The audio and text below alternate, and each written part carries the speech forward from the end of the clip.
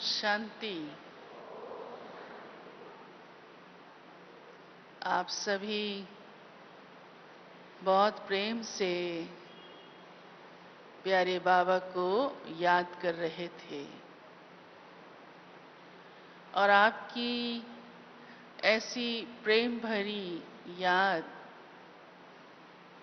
बहुत अच्छा वायुमंडल, बहुत सुखद वायुमंडल का अनुभव करा रहा था, जिसकी तरंगें, वाइब्रेशन न सिर्फ इस शांतिवन के कॉम्प्लेक्स में बल्कि चारों ओर दूर दूर तक जाती हैं। और इसलिए प्यारे बाबा ने हम बच्चों को इस सारे विश्व के वायुमंडल के परिवर्तन की जिम्मेवारी दी है। आप बाबा की सब बहुत अच्छी, मीठी, प्यारी, लाडली, दिल की दुलारी माताएं हैं। और जहां इतना दिल का प्यार होता है और वह भी दोनों तरफ से होता है, तो वह कार्य जरा भी मुश्किल नहीं रहता। और इसलिए हम सब इस विश्व के वायुमंडल को परिवर्तन करने की अवश्य ही जिम्मेवारी महसूस करते हैं। आप माताएं ऐसा समझती हैं कि आप सबकी ये जिम्मेवारी है? समझती हैं? हाँ, कहिए। या समझती हैं घर की ही जिम्मेवारी है? हाँ, सोचती हैं अच्छा टीचर्स बहने सेंटर की जिम्मेवारी संभालती हैं और हम घर की जिम्मेवारी संभालती हैं। कई बार तो माताएं कहती हैं घर में तो 100 बखेड़े होते हैं, हाँ, झंझट होते हैं, बड़ी बड़ी जिम्मेवारी होती है, ऐसे। हाँ, लेकिन बाबा ने हम सबको, जो भी हम बाबा के बच्चे, ब्रह्मा कुमार, ब्रह्मा कुमारी हैं, चाहे छोटे हैं चाहे बड़े हैं, किसी भी आयु के हैं, कोई सी भी ड्यूटी करने वाले हैं, हाँ, चाहे कहीं की भी जिम्मेवारी है, वो तो बाबा ने कहा ही है कि आप निमित्त हो, हाँ, सेवा के।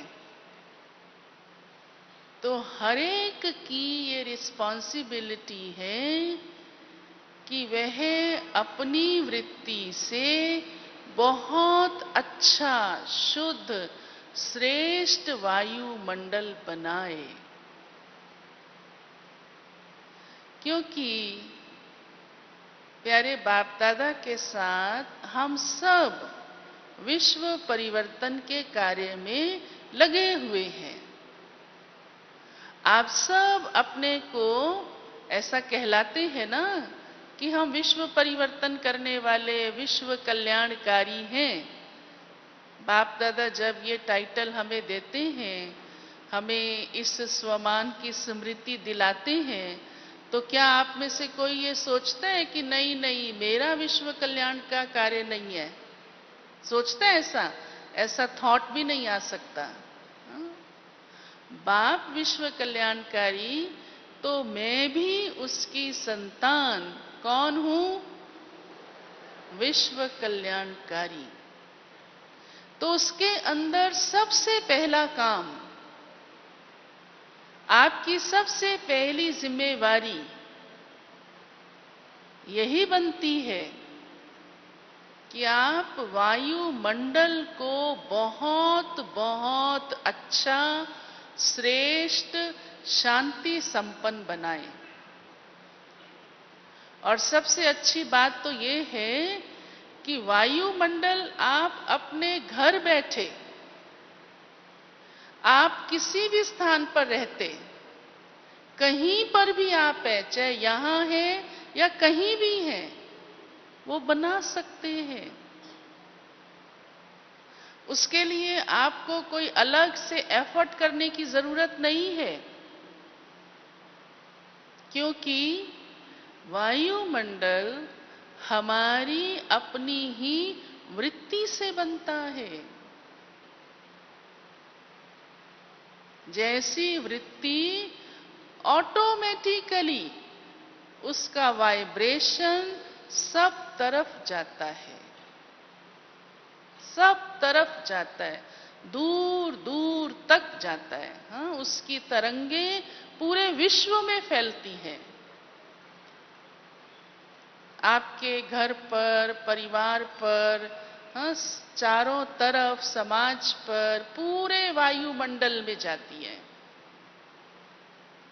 तो ये कितना अच्छा हमारे अपने लिए भी, अन्यों के लिए भी, विश्व कल्याण के कार्य के लिए भी, सर्व आत्माओं के लिए ये विशेष है, महत्व रखता है। तो एक तरफ वृत्ति और दूसरी तरफ वायुमंडल, दोनों में से पावरफुल कौन है? हाँ? दोनों में से वृत्ति पावरफुल है या वायुमंडल पावरफुल है?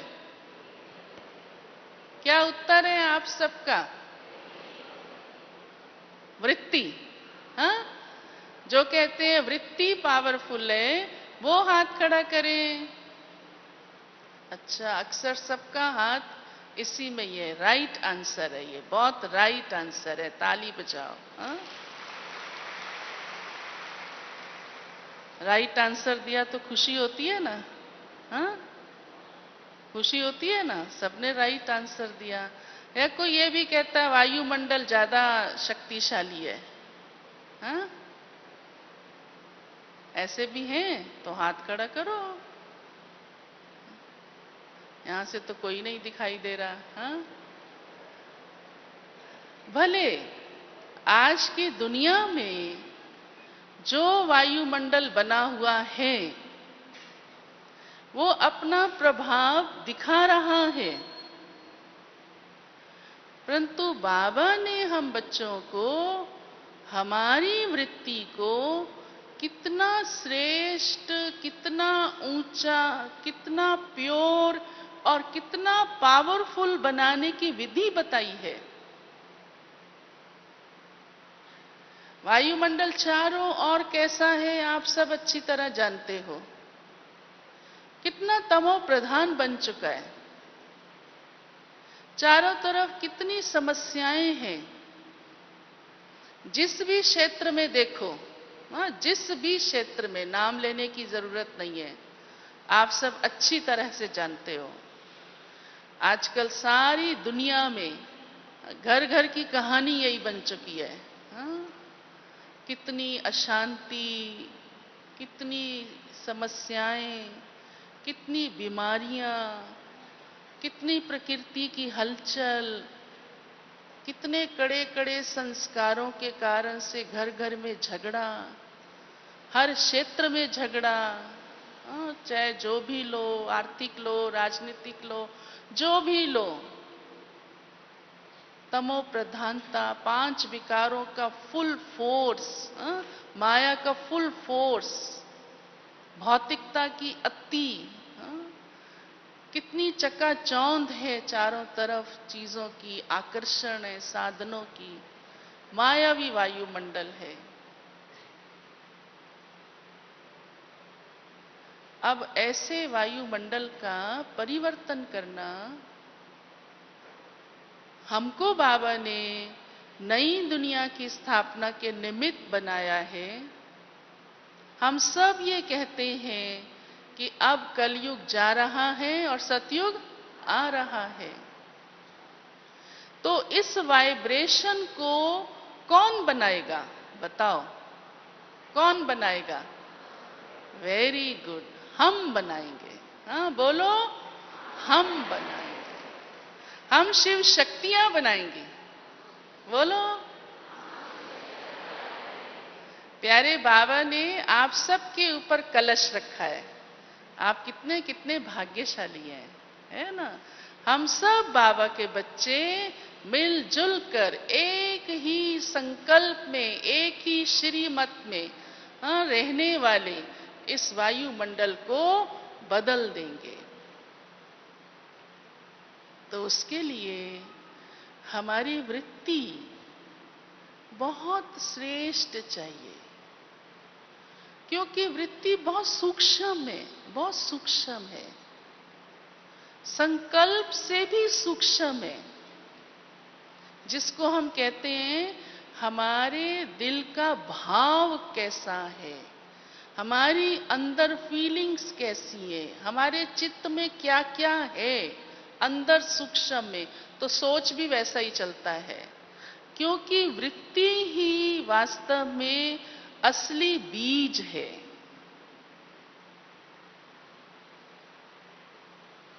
जो हमारे ही अपने ही कर्मों से बनता है, अपने ही सोच से बनता है, अपनी ही दृष्टिकोण से बनता है, अपनी ही फीलिंग्स से बनता है।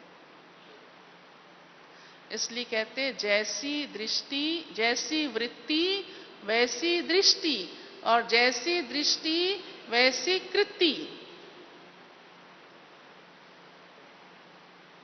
और हम बाबा के बच्चे अपने ही कर्मों की श्रेष्ठता से इस दुनिया को श्रेष्ठ बना रहे हैं, सुखमय बना रहे हैं, नया संसार बना रहे हैं। तो हमारी वृत्ति हमारे अंदर तक सूक्ष्म में भी क्या चाहिए,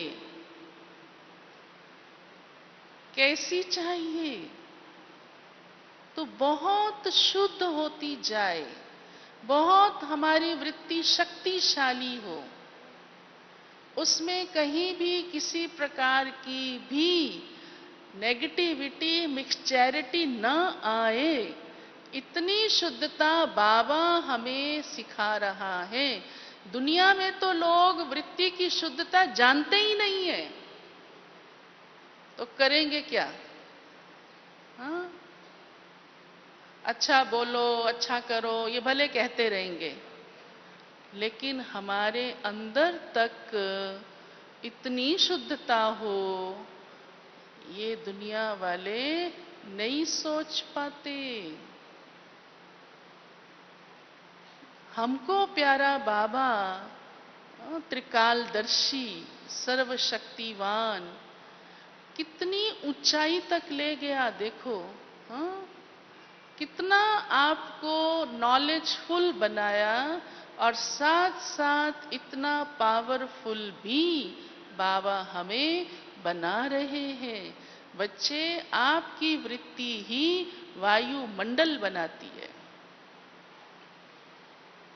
अब इसके लिए ये बहुत जरूरी है कि हम इस बात का ध्यान दें कि मेरी वृत्ति पर किसी भी वायुमंडल का, कोई भी बात का जरा भी प्रभाव न पड़े, क्योंकि हमें अपनी वृत्ति शुद्ध रखनी है और हमें वायुमंडल शुद्ध बनाना है। अब भले बाहर से वायुमंडल कितना भी दुनिया का कैसा भी हो, तो सबसे पहले तो मुझे अपने आप को उसके प्रभाव से मुक्त रखना है। अब जैसे बाहर भले कितनी तेज धूप है, लेकिन आप इस हॉल के अंदर, इस छत के नीचे कितने आराम से बैठे हैं, हाँ? कितने सेफ बैठे हैं, सुख से बैठे हैं। ऐसे ही भले दुनिया में क्या भी हो रहा हो, और कहीं भी कुछ भी हो रहा हो, परंतु मेरी वृत्ति किसी भी प्रकार की बात के प्रभाव में न आए। तो वृत्ति की शुद्धता और वृत्ति पावरफुल हमारी तब बन सकती है, कोई भी आकर्षण हमें अपनी तरफ खींच ना पाए। भले अभी आपको कोई वस्तुओं का, कोई खाने पीने का नहीं खींचता होगा, लेकिन अपने संस्कारों के कारण भी भिन्न भिन्न रूप से हाँ, कोई भी चीज, कोई भी बात हमें अपनी तरफ ना खींचे, इतनी हमारी वृत्ति की शक्ति जमा हुई है। उसके लिए चाहिए वैराग, कि कुछ आकर्षण ना हो। ब्रह्मा बाबा ने, मम्मा ने देखो झट से सब त्याग कर दिया। दादियों ने दुनिया का त्याग कर दिया छोटी छोटी आयु में ही। कैसे एकदम कितने निरासक्त हो गए। दुनिया में बहुत कुछ था, परंतु बाबा मिला और बाबा से जो ज्ञान मिला, प्रकाश मिला, आत्मा को एक रोशनी आ गई कि हम किस दुनिया में जाने वाले हैं और ये दुनिया क्या है। बाबा को ये दुनिया राख की ढेरी लगने लगी। विनाश का साक्षात्कार देखा, नई दुनिया कैसे आएगी। हाँ, आत्माएं चमकती सितारा धरती पर उतर रही हैं, शहजादा शहजादी बनती जा रही हैं। तो हम उस दुनिया की चलने वाली आत्माएं हैं, उसकी तैयारी करने वाली आत्माएं हैं। हमारे सब बड़ों ने कैसे एकदम धक्क से त्याग कर दिया। सब कुछ था उनके लिए दुनिया में। हमारी दादियां बड़े बड़े घरों से आई, क्या नहीं था सुख।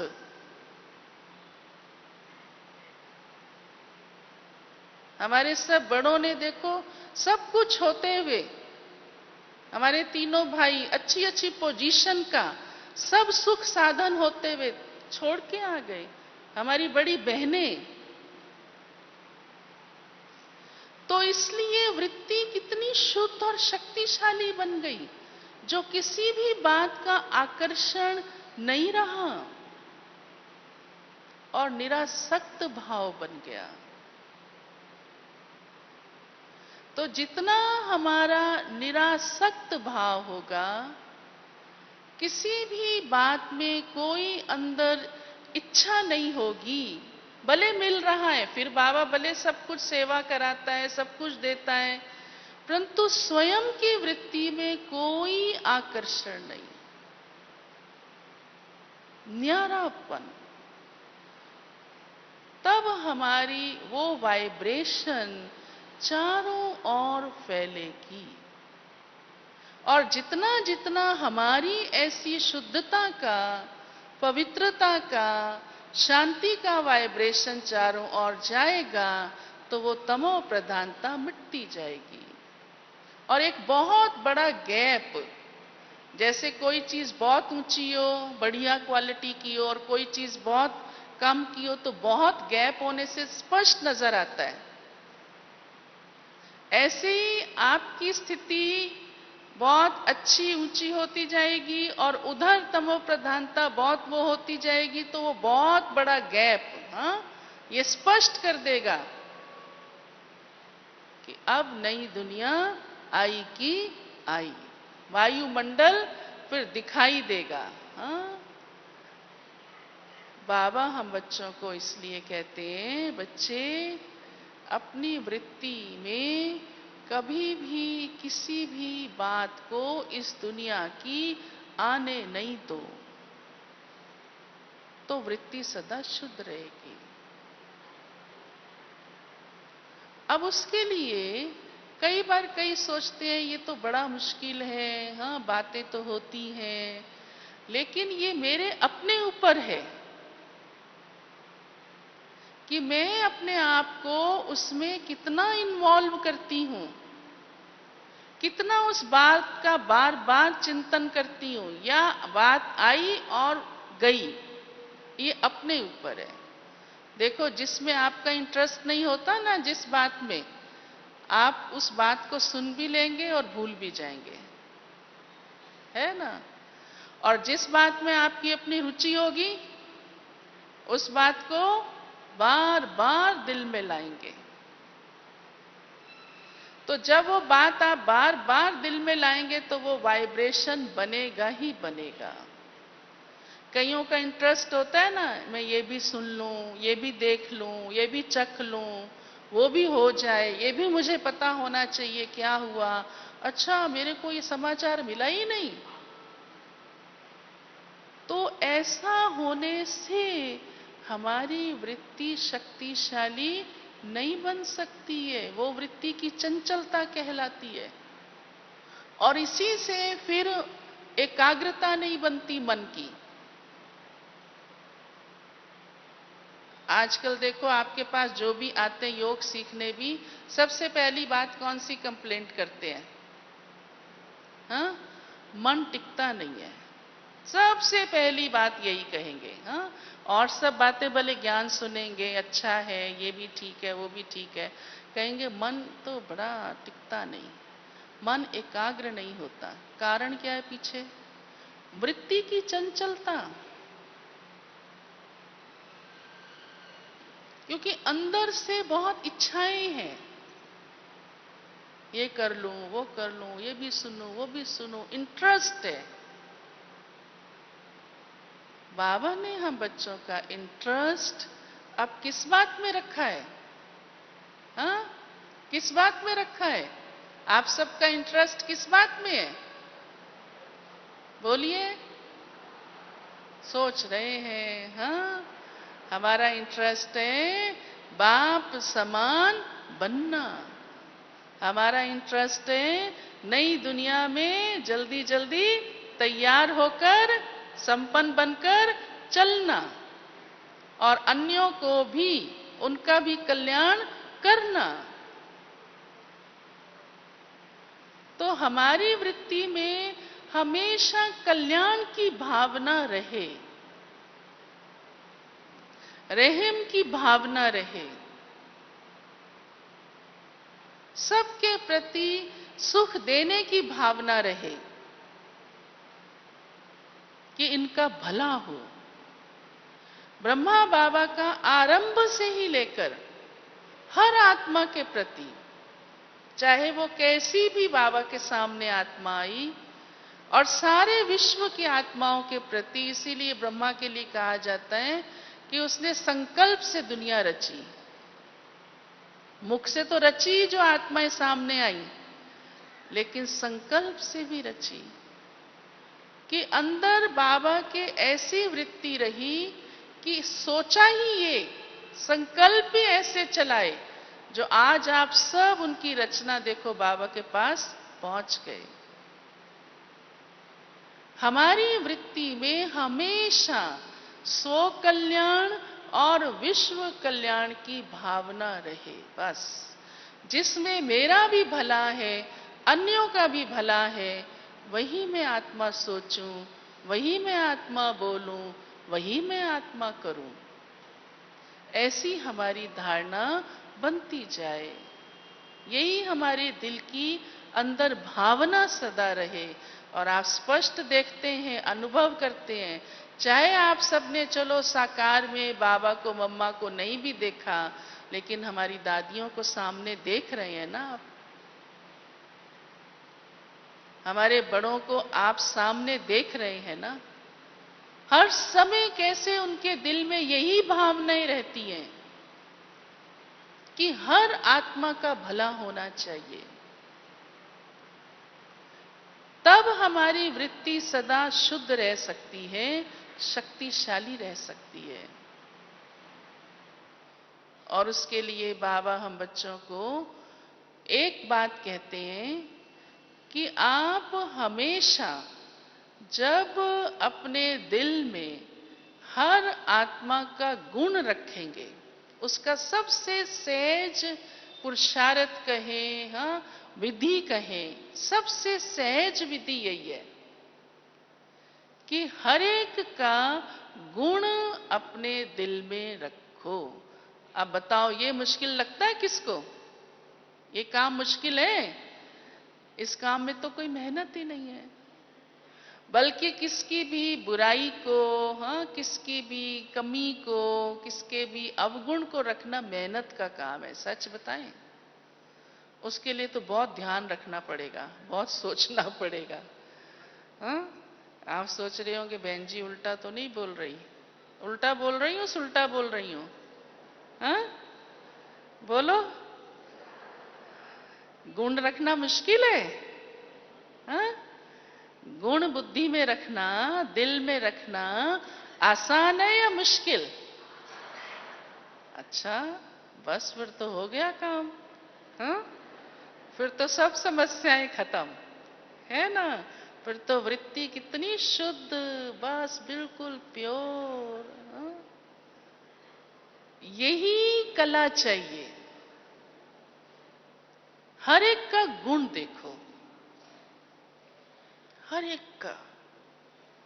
बाबा की मुरलियां हम पढ़ते हैं, आप देखो बाबा सबके गुण की बात के साथ साथ प्रकृति से भी, फूलों से भी, फलों से भी, पक्षियों से भी, हाँ, जानवरों से भी, कि कछुए में ये गुण है, सांप में ये गुण है, कैंचली बदल देता है ना? भ्रमरी में ये गुण है, भू भू करके आप समान बनाती है। सब में गुण सिखाता है बाबा हमको, सब में, हाँ, सब में। और ब्रह्मा बाबा के आगे कोई भी बच्चा आता था, चाहे नौकर भी आता था, माली भी आता था, धोबी भी आता था, बाबा उसको भी बड़े प्यार की दृष्टि से देखते थे। और इसीलिए ब्रह्मा पूरे विश्व का पिता कहलाया। हाँ? तो बाप दादा पूरे विश्व का कल्याण कर रहे हैं। उस वायुमंडल को बनाने के निमित्त हम सब भी बाबा के एक एक बच्चा निमित्त है। कोई ये नहीं सोचना कभी भी, नहीं मैं तो अभी नया नया ही ज्ञान में चला हूं ना, तो ये तो बड़ों की जिम्मेवारी है, मैं तो अभी इतनी छोटी हूं ना, ये मेरी जिम्मेवारी नहीं है। लेकिन सतयुग में तो हम सबको चलना है ना, दुनिया तो सबको अच्छी चाहिए ना। अच्छा, और तो और अपने लिए तो चाहिए ही चाहिए ना, तो अपनी वृत्ति का अपने ऊपर भी प्रभाव पड़ता है। पहले तो अपने ऊपर ही पड़ता है। अगर हमारी वृत्ति में चंचलता होगी, चलो चंचलता शब्द अच्छा नहीं है, हलचल भी होगी, हाँ, या आपने किसके अवगुण को दिल में रख लिया, आपका भाव वैसा बन गया, क्या आपको उसमें आनंद आता है? क्या आप निश्चिंत रह सकते हैं? क्या आपको चैन मिलता है? अंदर बेचैनी ना हो, ये हो नहीं सकता। भले आप उसको इग्नोर करते रहो, हाँ, लापरवाही से चलाते रहो, कुछ भी हो, लेकिन आत्मा कमजोर हो जाती है। हमारी अपनी ही फीलिंग्स आत्मा को कमजोर भी बनाती हैं, आत्मा को शक्तिशाली भी बनाती है। अब आप जैसा चाहो, और उसका प्रभाव ही हमारे जन्मों जन्मों पर पड़ता है। तो ये धारणा आज से आप सभी, भले ये बात आप सब जानते हैं, आज कोई आप पहली बार ये बात नहीं सुन रहे हैं कि सबका गुण देखो। बाबा ने हमें अनेकों अनेक बार ये बात कही है। हमारी दादियां, हमारे बड़े सब बार बार ये बात हमको कहते हैं कि हर एक का गुण देखो। तो जब आप गुण ही अपने चित्त पर रखेंगे, तो आपकी वृत्ति, आपकी फीलिंग्स वैसी ही बनती जाएंगी। किसी भी प्रकार से कहीं से भी नेगेटिविटी नहीं आने दो, अंदर नेगेटिविटी प्रवेश न करे।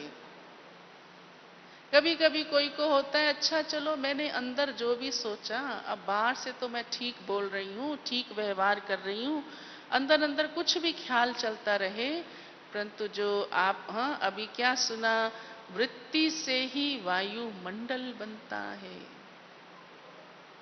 आप कितना भी करो वो छिप नहीं सकता। भले आप बोल कैसा भी बोलो, परंतु अंदर क्या है, वो वाइब्रेशन अवश्य जाता है। आज दुनिया में देखो, भले लोग डबल रोल प्ले कर लेते हैं, हाँ, अंदर से कुछ बाहर से कुछ, क्या पता नहीं चलता? चलता है या नहीं?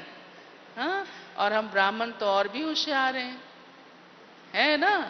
परखने की शक्ति, निर्णय की शक्ति, हाँ, सब शक्तियां आपके पास हैं। तुरंत वाइब्रेशन आ जाता है, नहीं आता?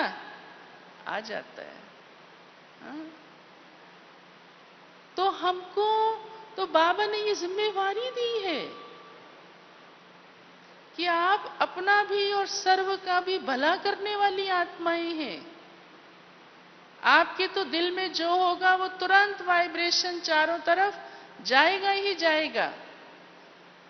और वायुमंडल हम इतना श्रेष्ठ और बहुत अच्छा, हाँ, शांति वाला बना रहे हैं। पूरे विश्व को शांति के वाइब्रेशंस देते हैं। बाबा हमें कहते हैं, अब चलता फिरता लाइट हाउस, माइट हाउस बन जाओ। तो वो वृत्ति से ही बनेंगे। और बहुत अच्छी शिक्षा बाबा हमें साकार मुरलियों में देते हैं। Talk no evil, see no evil, हाँ, do no evil, think no evil. अब अपने आप से हम पूछें, ये बहुत, हाँ, सुनने में बड़ी साधारण सी शिक्षा लगती है, लेकिन अगर आप इसी ही बात को अपने आप से पूछो कि मेरा इस बात का रिकॉर्ड ठीक है, क्योंकि वृत्ति को चंचल करने में, वृत्ति को भटकाने में, ये बहुत असर करती है। आंखें बहुत असर करती है। हम क्या देख रहे हैं उसका प्रभाव तुरंत हमारी वृत्ति पर पड़ता है। हम क्या सुनते हैं, कि क्या सुन रहे हैं, किस बात में हमारा इंटरेस्ट जाता है। अभी देखो, कई बार आप माताएं सुनाती हो, मैंने ये सुना, फलाने ने मेरे लिए कहा है, बस उस दिन से मैं बहुत बेचैन हूं, मुझे सारी रात नींद नहीं आई। सुन लिया कि मेरी सहेली ने मेरी ग्लानि की है, कहीं से पता लग गया, बस। होता है ना ऐसा, अक्सर अनुभव आके सुनाती हैं। देख लिया ये बात ऐसे हो रही थी, अब चाहे पूरा पता भी नहीं है, अनुमान ही लगाया हो सिर्फ, या थोड़े शक के दायरे में ही आए हो, वृत्ति कैसी बन जाती है उस टाइम। दिल के अंदर कैसी भावनाएं नेगेटिव क्रिएट हो जाती हैं। तुरंत उल्टा सोचना शुरू कर देंगे दूसरे के लिए, और कहेंगे मेरे दिल में तो उसके लिए नफरत आ गई है, हाँ, जो भी आ गया है। तो ये सब हम ब्राह्मणों के लिए अच्छा नहीं है। ये हमारी वृत्ति को शक्तिशाली नहीं बनने देती, और उसका वाइब्रेशन, क्योंकि जो आपने सुना, जो आपने बोला, जो आपने देखा, और जो नहीं था देखने जैसा, सुनने जैसा, उसमें आपने अपना समय लगाया, वैसा बोल बोल लिया, अपना ध्यान ऐसी बातों में रखा, तो वृत्ति कैसे पावरफुल बनेगी। और उसका प्रभाव चारों ओर ऑटोमेटिकली पड़ जाता है, और उसके जिम्मेवार हम हो जाते हैं, हम स्वयं हो जाते हैं, और उसका फिर बोझ हमारे ऊपर ही पड़ता है। फिर हम सोचते हैं मुझे कुछ अच्छा नहीं लग रहा, मेरा मन आज अच्छा नहीं है, आज मुझे खुशी नहीं हो रही, आज पता नहीं मैं उदास क्यों हूं, या ये अब तो मुझे ये सब बेकार लगता है। अरे उसका कारण तो मैं स्वयं ही हूं। मेरी अपनी ही वृत्ति में कहीं खोट पैदा हो गया है। मैंने खुद ही ऐसी बातें देखी हैं, सुनी हैं, बोली हैं, गड़बड़ की है। इसलिए बाबा हम बच्चों को कहते हैं, बच्चे ना ऐसा सुनो, ना ऐसा देखो, ना ऐसा बोलो, ना ऐसा सोचो। तब हमारी वृत्ति बहुत शुद्ध और शक्तिशाली रहेगी। और उसी से ही जैसा हमारा अंदर होता है ना, वैसा ही बाहर हमारा इफेक्ट उसका आता है। हमारे अपने व्यक्तित्व पर भी आता है और वायुमंडल पर भी आता है। वो छिप नहीं सकता, बिल्कुल भी नहीं छिप सकता। इस पर मैं आपको एक कहानी सुनाती हूँ। एक राजा था, उसने अपने मंत्रियों के साथ, राजा का हर समय कार्य रहता ही है और मंत्री ही सारी सूचना देते हैं, ऐसा है, ये करना है, ये करना है। तो राजा मंत्री को कहता था, मेरी प्रजा में ये हो जाए, ये कार्य कर दो, हाँ जैसे आजकल होता है, ये प्रोजेक्ट चालू करो, वो प्रोजेक्ट चालू करो। तो वो राजा कभी कभी मंत्री को कहता था, अच्छा चलो, मैं तो पब्लिक को तो बहुत अच्छी तरह बताता हूँ, अंदर मेरे जो भी है। तो मंत्री कहता था, राजा अंदर आपके जो भी है भले, लेकिन वो प्रजा तक पहुंचता है। राजा मंत्री की इस बात पर हंसता था। कहता है, प्रजा तक कैसे पहुंच सकता है, दूसरे को क्या मालूम मेरे अंदर क्या चलता है, हाँ मेरी क्या सोच है, मेरी क्या फीलिंग्स है, उससे किसी का क्या सरोकार। वो तो मैं प्रजा को जो कहता हूँ, जो ऐलान करता हूँ और जो आप कार्य चलाते हैं वो जानती है। भाई 100 कुएं खुलवा दो, हाँ, और अंदर चाहे राजा के कुछ और भी फीलिंग्स हैं कि मैं टैक्स भी लगाऊंगा। तो कहता है, वो तो कैसे पता चलेगा मेरे अंदर क्या चल रहा है। तो मंत्री बार बार समझाता था, नहीं महाराज, आपके अंदर जो है वो पहुंचता अवश्य है। राजा स्वीकार नहीं करता था। तो मंत्री ने कहा, चलो कोई बात नहीं, कभी मौके पर हाँ राजा को बताएंगे ये बात। तो एक बार राजा और मंत्री दोनों ही बाहर जा रहे थे शिकार खेलने। दोनों अपने अपने घोड़े पर थे और दोनों ने शिकार की ड्रेस पहनी हुई थी। ये नहीं पता लग रहा था ये राजा है, ये मंत्री है, शिकार की ड्रेस पहनकर ही जाना होता है। तो जब वो गए और शहर पार किया, फिर गांव पहुंचे, गांव को पार करते हुए वो जंगल की ओर जा रहे थे, तो सामने से एक व्यक्ति जा रहा था। तो राजा ने मंत्री को कहा, दोनों बातें करते हुए जा रहे थे, ये कौन आदमी है। तो मंत्री ने कहा, राजन ये दूध वाला है। कहा, अच्छा। कहा, ये अपने गांव से दूसरे गांव में दूध बेचने जाता है। तो राजा ने कहा, ये अवश्य दूध में पानी मिलाता होगा। तो मंत्री मुस्कुराने लगा। कहा, ये गड़बड़ करता होगा, इसके ऊपर टैक्स लगाओ। तो मंत्री ना चुप रहा। तो तब तक वो दोनों घोड़े पे थे, आगे बढ़ते जा रहे थे, तो वो उस दूध वाले के पास तक पहुंच गए। तो मंत्री ने बड़ी होशियारी से उस दूध वाले को रोक लिया। कहा, रुको। वो रुक गया बेचारा। तो उसको बोला, तुम्हें मालूम है इस राज्य का जो राजा है वो शिकार खेलने गया है और वहां बुरी तरह घायल है, कहीं मर ना जाए। तो वो दूध वाला कहता है, मेरे को क्या, मरता है तो मरे, उसने हमें कौन सा कुछ दिया है। तो राजा बेचारा सुनकर के बड़ा हैरान, क्योंकि राजा सुन रहा था, लेकिन उस दूध वाले को तो पता नहीं था ये राजा है और ये मंत्री है। तो राजा को बड़ा अंदर ख्याल चला और बड़ी शर्म भी आई अंदर, पर चुप रहा। तो मंत्री भी चुप रहा और दोनों फिर आगे बढ़ गए। तो राजा अंदर ही अंदर सोचने लगा कि मैंने ही इसके लिए क्या बोला था, हाँ, दूध वाले के लिए। तो सुना ना आपने क्या बोला था उसने, हाँ।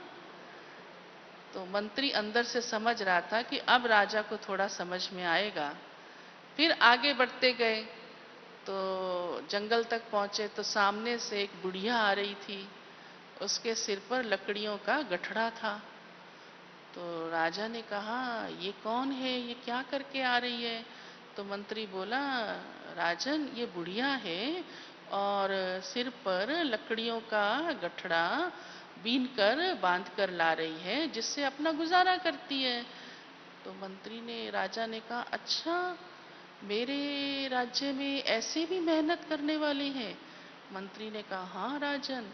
तो राजा ने कहा, अच्छा, इस बुढ़िया को कल राज दरबार में बुलाना, हम इनको कुछ सहायता देंगे। तो मंत्री ने कहा, अच्छी बात है।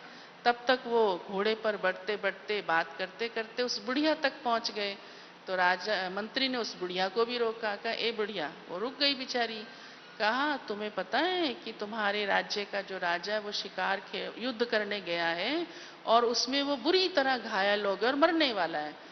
तो वो बुढ़िया बिचारी तो एकदम गठड़ा फेंका एक तरफ और छाती पीटने लगी, रोने लगी, दुआएं मांगने लगी, हे भगवान मेरे राजा को बचाओ, जुग जुग जिए, मेरी उम्र उसे दे दो। तो राजा देख रहा था। राजा मुस्कुराया और समझ गया कि मैंने इस बुढ़िया के लिए क्या सोचा था, मेरे दिल में क्या भाव उठा था और इस बुढ़िया के दिल में भी मेरे लिए क्या भाव उठा।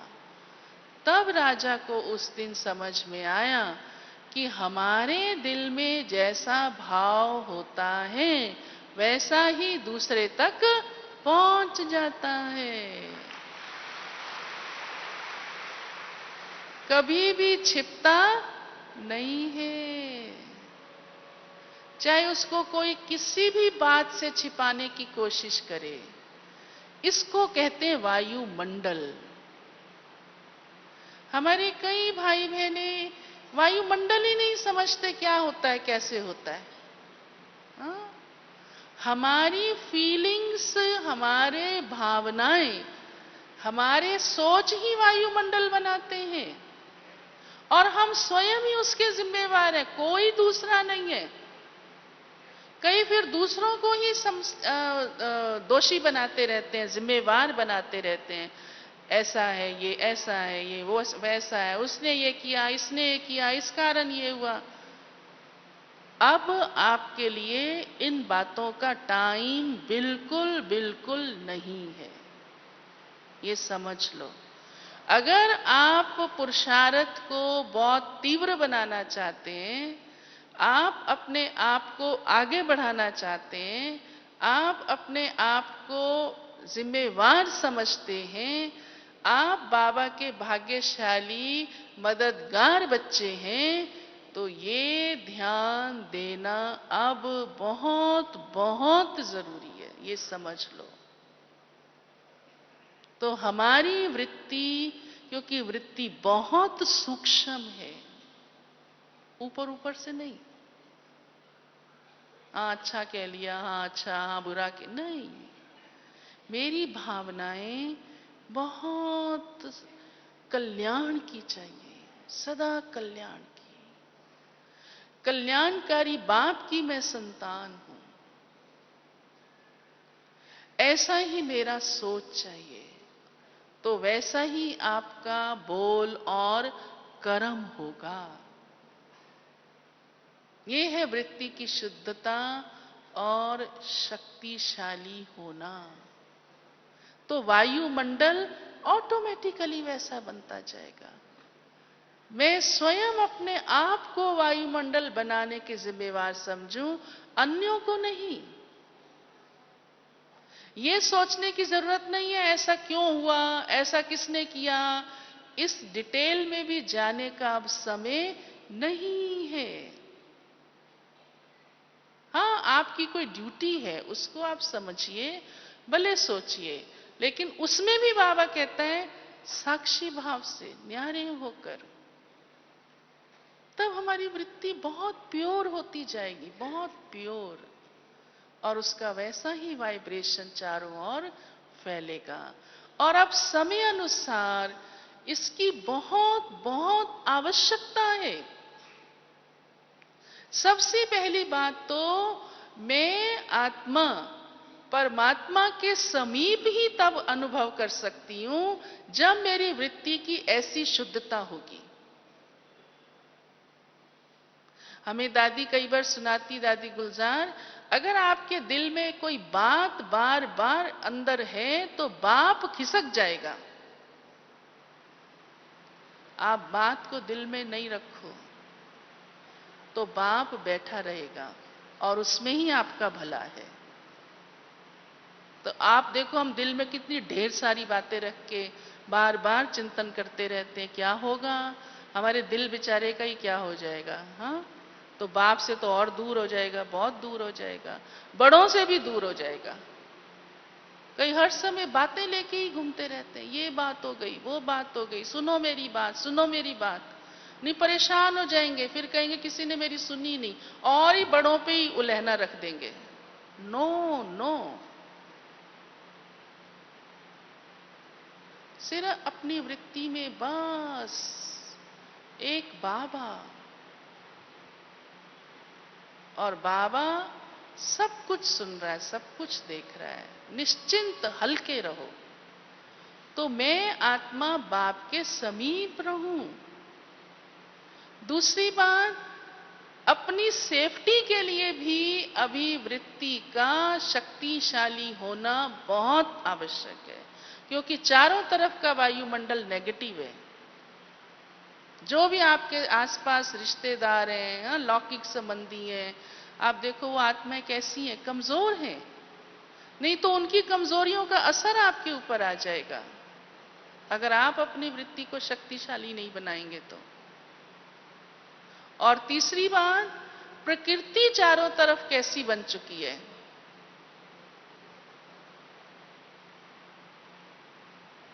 उसका भी परिवर्तन हमें अपनी वृत्ति की शक्ति से करना है। चौथी बात, संस्कार आत्माओं के कैसे कैसे हैं। आप अगर थोड़ा सा सहन नहीं करते, वहां ही टक्कर हो जाती, देखो।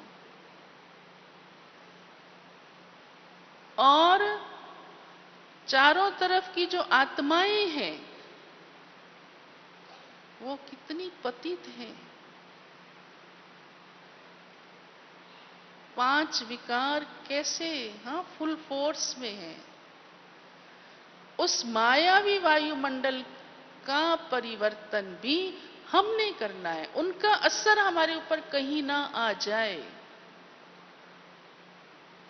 तो अपनी वृत्ति को शक्तिशाली बनाना बहुत आवश्यक है।